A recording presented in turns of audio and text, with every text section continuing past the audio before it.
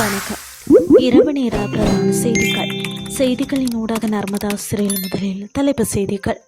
தரமற்ற தலைக்கவசங்களை விற்பனை செய்பவர்களுக்கு எதிராக விசேட நடவடிக்கை. 2030 இலங்கை எட்டப்போகும் இலக்கு. அரசாங்கத்தின் மெகா திட்டம். கோர்முஸ் நீரிணை மீள திறப்பதில் உடன்பாடு இல்லை, ஈரான் மறுப்பு. இனி விரிவான செய்திகள். SLS தர சான்றிதழற்ற மற்றும் தரமற்ற தலைக்கவசங்களை தயாரிப்பவர்கள் மற்றும் விற்பனை செய்பவர்களை கண்டறிவதற்கான விசேட சோதனை நடவடிக்கைகள் ஆரம்பிக்கப்பட்டுள்ளதாக வீதி பாதுகாப்பு தொடர்பான தேசிய சபை தெரிவிப்பதாக தகவல் வெளியாகியுள்ளன. இலங்கை தரக்கட்டளைகள் நிறுவனம் மற்றும் நுகர்வோர் விவகார அதிகார சபை ஆகியவற்றுடன் இணைந்து இந்த நடவடிக்கை முன்னெடுக்கப்பட்டு வருகின்றது. இது தொடர்பாக கருத்து தெரிவித்த வீதி பாதுகாப்பு தொடர்பான தேசிய சபையின் தலைவர் மஞ்சுள குலரத்ன, இந்த சோதனை நடவடிக்கைகளின் போது கண்டறியப்படும் தரமற்ற தலைக்கவசங்களை தயாரிப்பவர்கள் மற்றும் விற்பனை செய்பவர்களுக்கு எதிராக கடுமையான சட்ட நடவடிக்கை எடுக்கப்படும். தரமற்ற தலைக்கவசங்களை அணிவது தலைக்கவசம் அணியாமல் செல்வதற்கு சமமான ஆபத்தானது.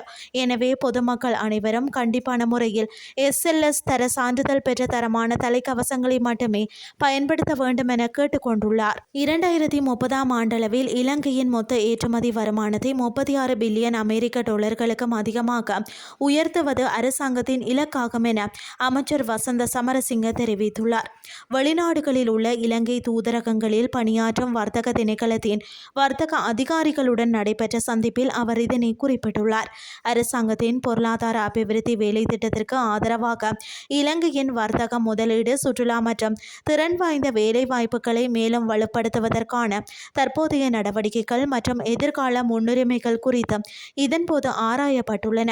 அத்துடன் வணிக முக்கியத்துவம் வாய்ந்த 23 சர்வதேச சந்தைகளில் பணியாற்றும் அதிகாரிகளின் பங்கு இலங்கையின் வர்த்தக மற்றும் பொருளாதார நலன்களை முன்னெடுப்பதில் மிகவும் முக்கியமானது என அமைச்சர் வலியுறுத்தியுள்ளார்.